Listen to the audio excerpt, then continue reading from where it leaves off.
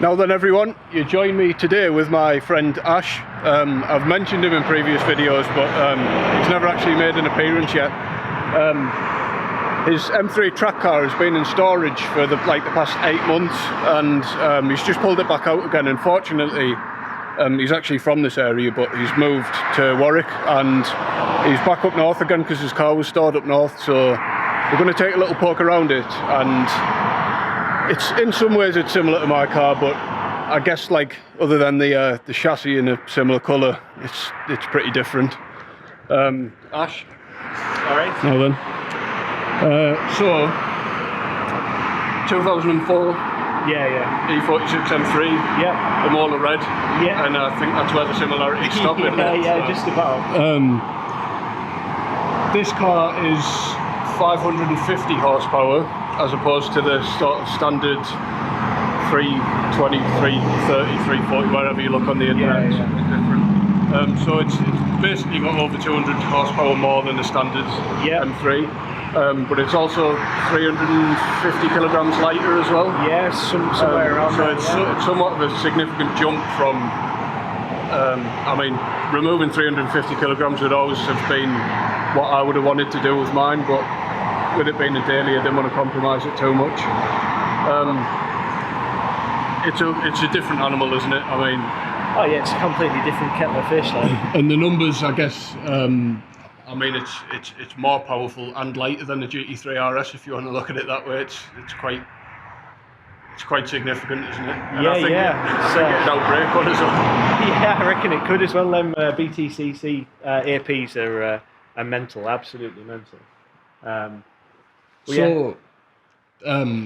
The backstory behind the engine, I guess, because it's an LS3, which may rub some purists up the wrong way, but I think the reasoning was justified, so if you want to explain that. Oh yeah, a lot of people hate it, which it's fair enough, I'm not bothered.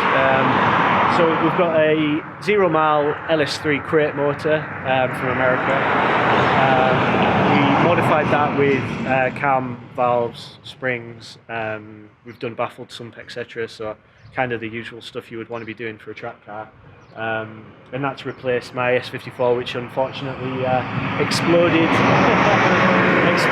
quite catastrophically at Bedford Autodrome. Yeah, so that was right out the block, I think, wasn't it? And, yeah, so a hole in 3 sides of the block. I even managed to sever my manifold, so other than the head, there was, sorry, not even the head, other than the vanos, nothing was usable. Well, I guess I'm going to do something different. Yeah, I wish I hadn't though. Yeah, so it's been quite an expensive journey, I guess. But, right. So mated to the LS3 is a Tremec gearbox. Tremec 6060, 6-speed manual, used in Vipers, Corvettes, anything. Fairly big power American manual. And we've got a custom CAE shifter on that as well, which I think for a BMW track car, it needs to have a CAE, doesn't it? So yeah, definitely. It's the done thing. Definitely.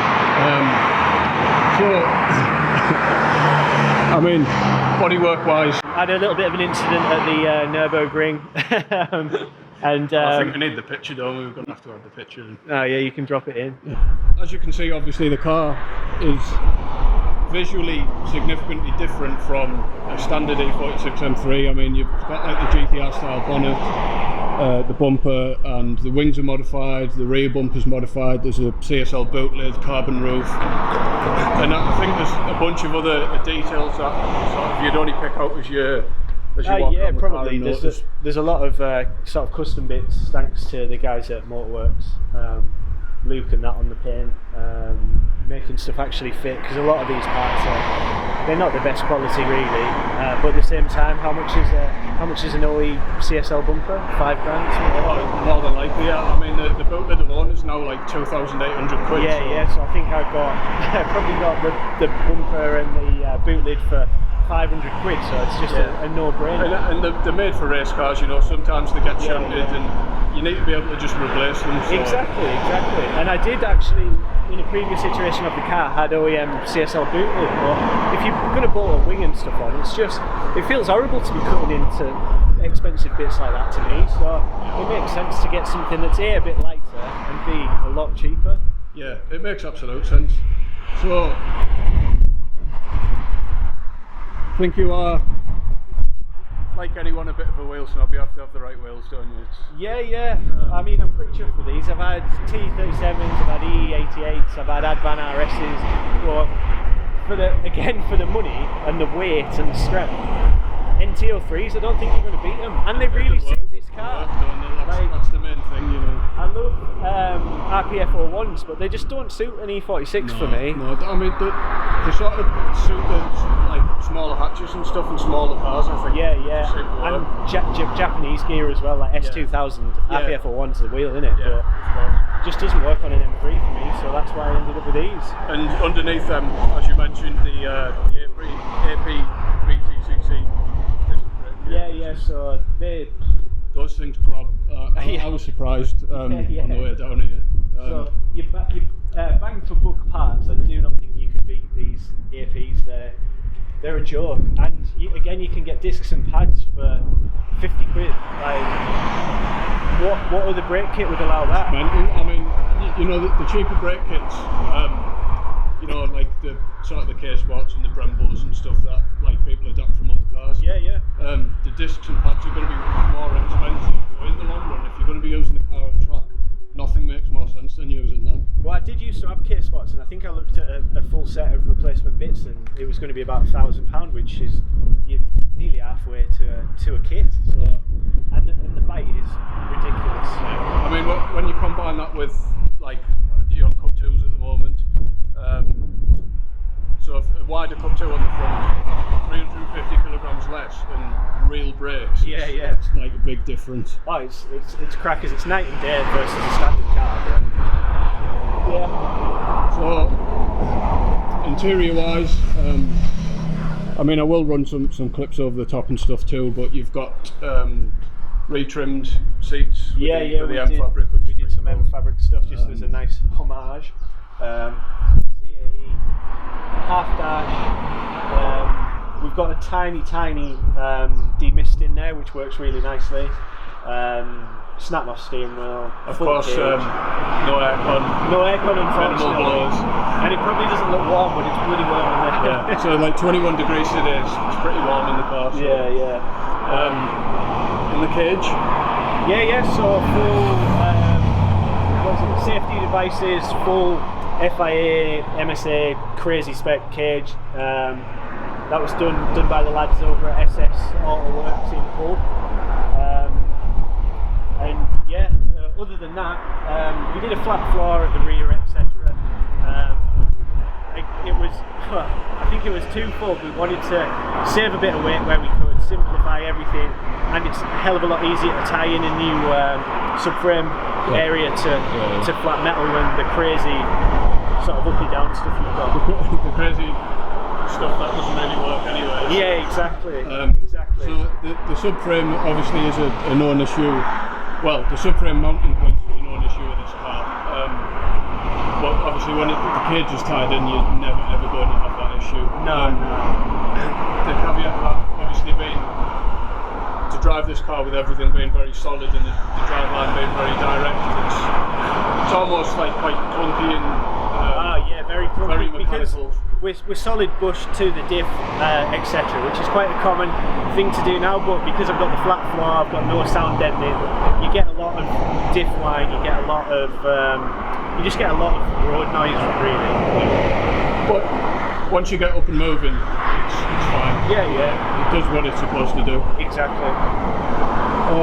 Rear of the car, I guess, as mentioned, there's the CSL boot lid, which is something everyone knows and loves with these cars. But I do like the modified rear bumper as well, where it's cut out for the air. Obviously, as I went through, you're going to lose air pressure out of your wheel wells, which is again, it's functional. So exactly. But I mean, this, you know, you get a lot of looks driving this thing, and it's not really just because of the visual. Obviously it makes a lot of noise as well, but I think it confuses people, doesn't it? You sort of get the looks of, you're not sure whether they are really into what you're doing or they're pretty upset by it, I guess. But I'm really impressed with it, and I'm looking forward to having a little run out. Yeah, definitely. A little bit less than ideal because it's actually started raining, and 550 brake with absolutely zero assistance in a 1200 kilogram car in the rain on Cup 2s is probably not the ideal measure of testing a car.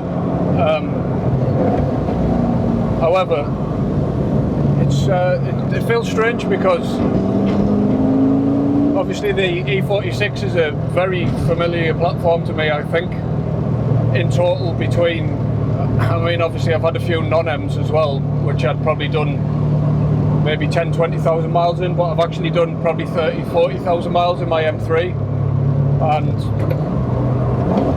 it's obviously a very familiar platform to me. The brakes are insane.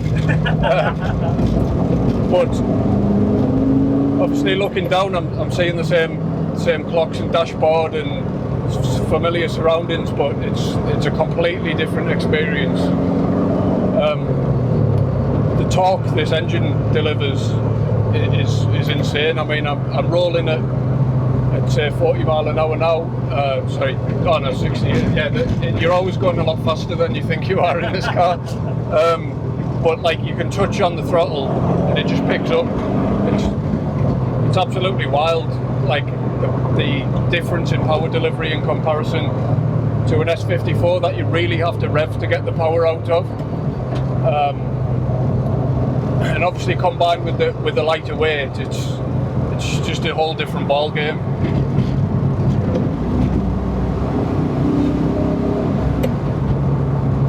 I'm obviously having to be quite careful at the moment because there's no added hazards of sheep in the road, and having to concentrate to drive this thing. I mean, I suppose you probably have to in the dry anyway, don't you, Ash? Yeah. But because it's a powerful thing, and I think the 550 horsepower number doesn't really more sheep in the road doesn't really translate to the torque. Do you know what the torque figure is on this? Or? I think it was 600 Newton meters. No, foot-pounds. Yeah. I mean, I guess it's probably double what an S54 is, isn't it? So, and that's something like 2,000 revs, whereas in S54 you're probably sat at about 7. Yeah, so you make your peak torque sort of above the Vanos point in an S54, whereas obviously this has got cams, so it's a little bit. The power curves move slightly above the mid-range, but it's still very, very punchy in the middle. But I think what would surprise people more than anything are these brakes, because they're absolutely insane. You have to really look in the mirror before you press the brakes in this car, because if someone's on your back and you're absolutely going to outbrake, I'd say 99% of cars on the road, if not everything, because you're going to have to be careful, because obviously driving a car like this, it actually happened on the way down. You get people sat on your rear bumper wanting to race you, and a slight little touch of the brakes, they would not be able to outbrake you, and you have to be very careful they don't go into the back of you. So it's a pain in the ass. It's a pain in some ways, but then on track, I guess it's it's fine. It's perfect. We were saying, weren't we? We reckon maybe the Senna would outbrake it, but I mean, I think like. There are certain cars that are known for real heavy braking, like you said, the Senna. But this would definitely outbrake your average supercar, because I've been in them and I know that they would not.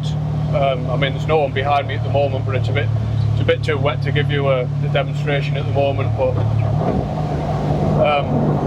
they would not do it. They just would not. No.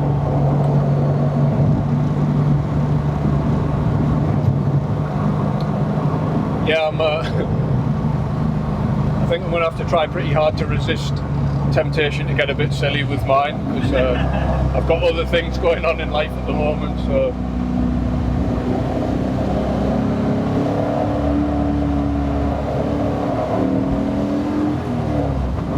I'm not even touching the throttle, like, I'm breathing on the throttle and it's off, like it's. Yeah, you do want to watch it when it's like this, man. I think if you weren't careful in this, in these conditions, you're going to have a very bad time. Oh yeah.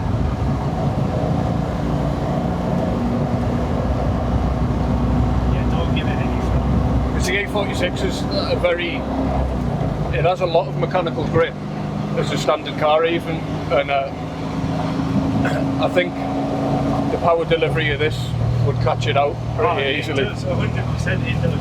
Yeah. Especially in conditions like this, because as soon as you lose grip, those back wheels are just...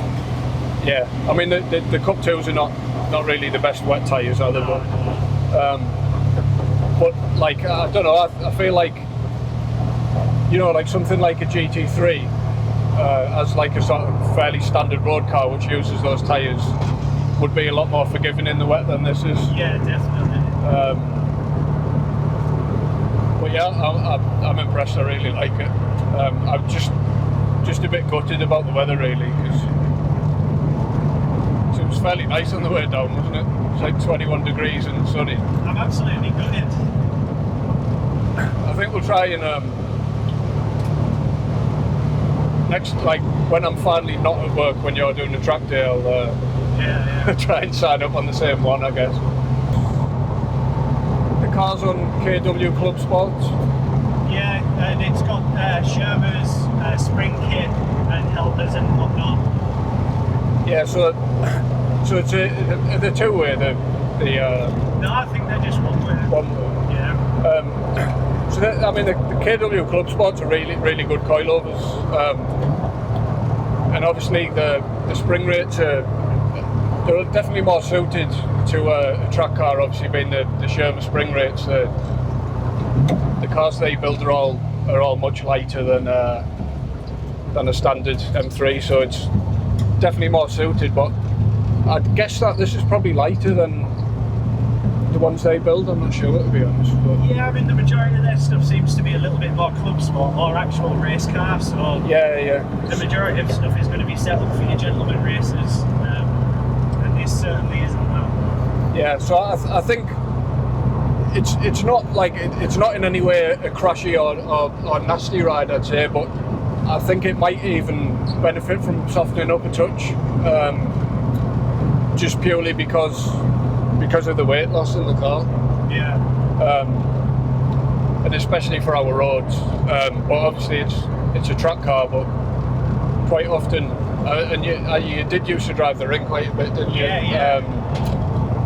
But it's completely useless in anything like this, especially when it's wet. It's just it's useless. But I think it's an exciting experience in any. I mean, in any weather, you know, it could scare you in any weather, but driving it in these conditions is driving it for the first time. It's horrible. Absolutely horrible. Those brakes are wild. There's a GTR there, that's what you want in this weather. Computers keeping you Yeah. from fucking murdering yourself. Oh, too. See, if this was dry, I think I'd be badgering Ash for me to be able to turn around and go and chase them down a B road instead, because it'd embarrass a GTR in terms of like, I think, well, I mean they have a lot of, I don't want to say mechanical grip because they're quite electronically assisted, aren't they? But You want to go left here, probably. I'd hands down opt for this over any GTR, to be honest.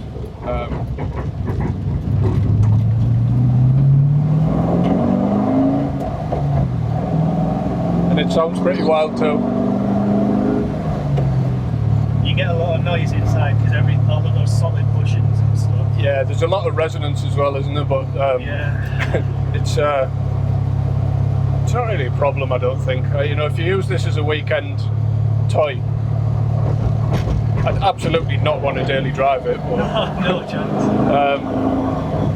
a lot of that comes down to the fact that you know, the noise I could tolerate in some ways, maybe with earplugs or something, but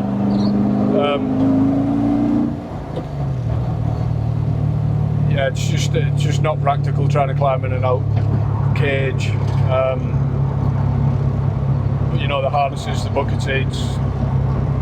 We've all done it before at some point, haven't we? And it's one of those things where, I don't know, maybe we're all growing up a bit, and it becomes a track car or a very occasional road use car instead of trying to think you're some sort of superhero in daily driving, something like this, because it's not smart really, is it?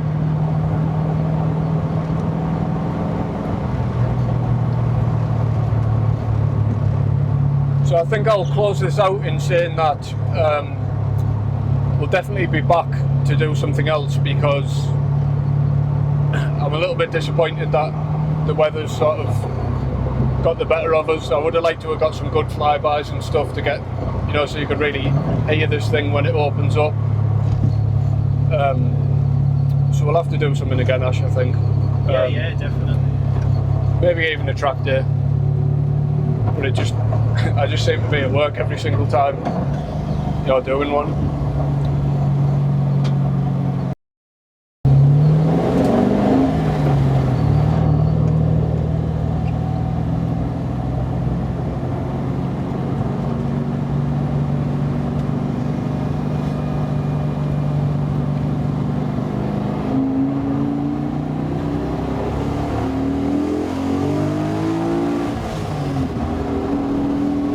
You map the rev lights in?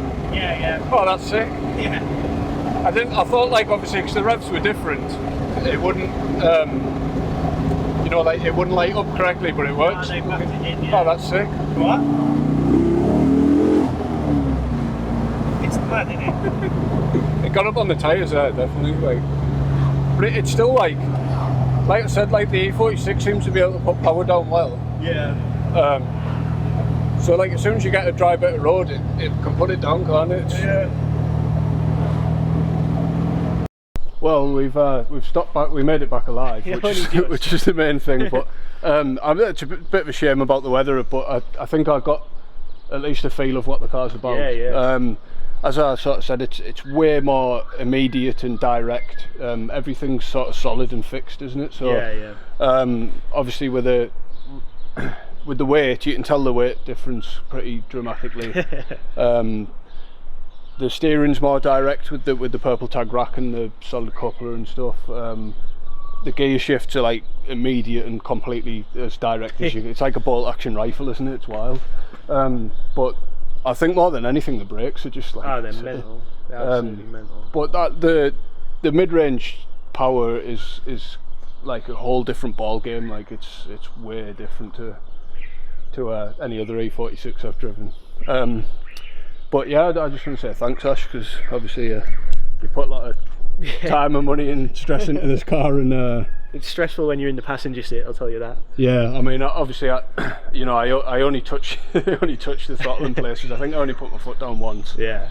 Just purely because of this, like it's gone from being sunny to drizzling, and it makes the floor pretty greasy. Slippy. Yeah. So so if we can get back and do something on track one day, yeah, definitely. Cool. You need to get over to Donny, and I should thank Dino Talk, Driftworks, the Motorworks, and Omnium Racing as well, because they've all helped immensely with this car. The bits in, and Luke's Paint Shop as well, giving that.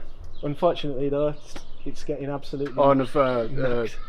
SS Autoworks as well. SS Autoworks, yeah. So that actually made Dan want to stop putting roll cages in. That was such a pain in the ass. He does good work though. It's come out really good. I think anyone who's put time and effort into this car, including yourself, deserve a lot of credit. You know, it's quite something. Right. Nice to see you again, man. Good to see you, man. See you next time. Thanks for coming. Thanks for watching.